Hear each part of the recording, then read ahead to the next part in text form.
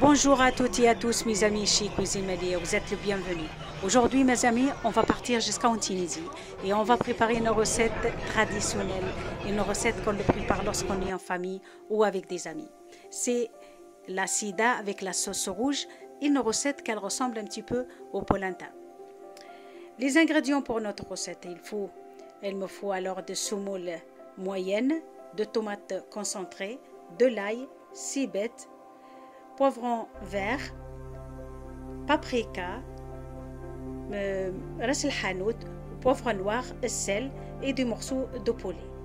L'huile d'olive évidemment. Et voilà tout ce qu'il faut pour notre recette. مرحبا بكم اصحابي وحبايبي في كوجينة مالية. اليوم باش نمشيو حتى لتونس ونحضروا روسيت تحفونا برشا، روسيت كانوا حضروها وقت زمان، روسيت زمنية، هي العصيدة بالحار. والعصيدة هذه راهي تشبه للبولنتا الطليانية، وهما راهم كيف يتخدموا، غير شنو البولنتا تتخدم بالفرينة الذر، وهذه مش نخدموها بالسميد المتوسط. شنو يلزمنا للروسيت نتاعنا؟ يلزمني السميد يكون متوسط، ويلزمني طماطم كونسونطري، ويلزمني فلفل يكون حار، والبصل ناخذ البصل وماذا بيكم نقلب فيه العروش وزيت زيتونه، والبصل هذاك هو راهو مش يبان لنا الروسيت نتاعنا. وعندنا الفلفل الاحمر يكون حلو، خاطر الفلفل الاخضر الحقيقه راهو نار خديته حار ياسر، الناس ما تاكلش الفلفل الحار، ما يعملوشو ولا يعملوا فلفل احلو. وعندنا راس الحانوت وفلفل اكحل وملح، هذايا مكان. والثوم ناخذ سنتين ولا ثلاثه ثوم للروسيت نتاعنا، وزيت زيتون.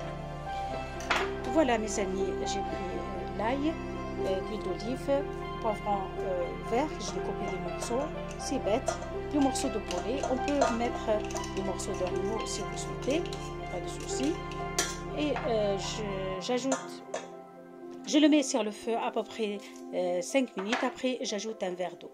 ناخذ توا الثوم نتاعي والبصل والفلفل الاخضر اللي يكون حار، اذا كنت تحبوا الحار، خاطر هي البنه بتاعتها الحقيقه تجي حاره الروسيت هذه. حطينا هذوما الكل، مش نعرجوهم على النار، ونصبوا عليهم بعد كويس ماء، ونخلوهم يغلوا مده 15 دقيقه.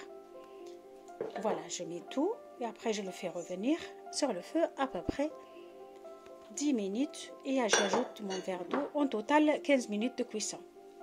Voilà. Il faut les tomates concentrées. Les tomates concentrées, j'ai mis 2 cuillères de tomates concentrées. J'ai oublié de le dire tout à l'heure. Voilà, j'ai pris de tomates concentrées, 2 cuillères à soupe. Ma sauce, il faut qu'elle soit un peu épaisse. Il ne faut pas qu'elle soit liquide. Je mets après un verre d'eau, pas beaucoup, mais je mets un verre d'eau pour que ça cuit quand même. Pendant en total 15 minutes cuisson de الصوص نتاعنا نطيبوها مدة 15 دقيقة، خلوها تطيب ونحطوها على روحها حتى اللي يقر شوية الزيت نتاعها، يعني مش يقر لدرجة تولي عاقدة كما قرون بالصلصة، وما تكون عاقدة شوية. ونحطوا الكسرونة نتاعنا ونمشي ونحضروا عاد توا العصيدة نتاعنا. ما ثمش ما أسهل منها. ناخذ السميد، ولا il me faut de la semoule moyenne, sel. Vous pouvez mettre semoule extra fine. Là, je prends un bol de semoule. On va mettre presque 3 bols d'eau. Presque 3 bols d'eau. Je mets 2 après. J'ajoute pas tout à fait 3 bols.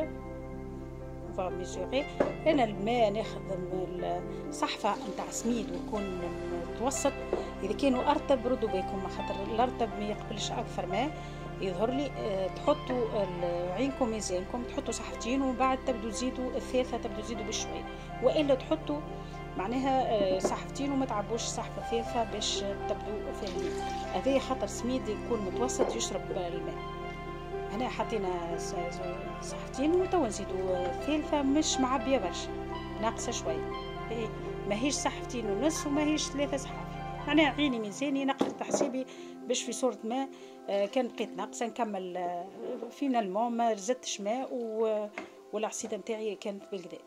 السميد الأحرش ديما تردوا بالكم منه. فوالا avec la semoule moyenne, il faut se méfier parce que on peut utiliser même plus que 3 bols, mais là j'ai mis que 2 bols et demi, pas tout à fait demi, pas tout à fait 3 bols, voilà, entre les deux. Voilà, je mélange vraiment, je prends un fouet ou ma cuillère et je mélange bien jusqu'à ce que j'obtiens une pâte. Voilà, pas une crème comme vraiment plus qu'un purée, qu'il soit ma pâte qu'elle soit pas trop épaisse, pas mou en même temps. يلزمها العصيد نتاعي نبدا خلطه وما تخافوش راهو حتى تولي ما تلصقش لك مع الكسرونه jusqu'à je vois mon mélange que ça colle pas. Lorsque je mélange ça colle pas. لازم العصيد نتاعكم وقت اللي تخلطوها وتعرفوها طابت الوقت اللي هي ما تلصق لكمش في الكسرونه. هذا هو السر نتاع التطيب نتاع العصيد. مش العصيده يبدو تحطوها نيه واحد لا راهي تطيب ما يمشيش واحد 5 دقائق ولا 10 دقائق لا العصيده تطيب بالقدا ونزيد بشويه ونجم نزيد الماء. انا قلت لكم 3 صحاف محسوب راهو نوصلوا حتى سيكون سميد كيفاش نجموا نوصلوا حتى الاكثر ماء. احنا حاطينه بالطريقه ذيك وعيننا ميزان ونزيدوا بشويه فيغ ميزور. Voilà, parce que je ne peux pas filmer mes amis de cette façon. Je vous montre comment je travaille parce qu'elle est sur ma cuisinière. Là, hop, je le mélange de cette façon jusqu'à ce que je vois que ça ne colle pas. Voilà, ça dure à peu près 15 minutes de cuisson. Voilà. ونبدأ نحسب الترتيب نتاعها يعني من اللي يبدأ الماء يغلي راهو 15 دقيقة معناتها مش هو بارد ونبدأ نحسب خاطر لا وقت الماء يبدأ سخن وبديت نخلط وبدأت تسخن نحسب 15 دقيقة وعيني ميزاني ولازمها تكون طايبة العجينة باش تقلقكم مش وتجيكم بنينة. هنا الصوص هاك تشوفوا فيها كيفاش عاقدة ولا ما الصوص اللي يباس. C'est une recette, elle est magnifique, elle est extraordinaire. Là, j'ai préparé presque pour 3 personnes, mais on le prépare en principe lorsqu'on est en famille ou avec des amis. C'est un plat traditionnel, c'est une recette traditionnelle, on le prépare souvent en Tunisie. ونحضروها الرسيت هذه معناها الأغلبية نحضروها في الكيف القاسرين معروفين بها الروسيات هذه الحقيقة وحضروها في الصباح موش فطور الصباح معناها حضروها كاينها لومجة معناها ما بين نص النهار وفطور الصباح. روسيات نحكي لكمش على البنة اللي فيها هي الحقيقة تطيب بالقديد. انا ما عنديش ونجموا نسهلوا الامور ما هناش مجبورين نحضرها باللحم ولا بالدجاج ولا باللعانه مرسوة اسكالوب.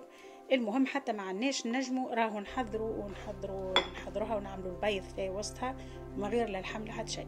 on peut remplacer le blanc de poulet avec un œuf dedans. L'œuf je le mets dans ma sauce et ça remplace la viande. هاكم تشوفوا الصوص كيفاش نحضرها وكيفاش معناها ونحطها في الوسط ونحط فيها الصوص.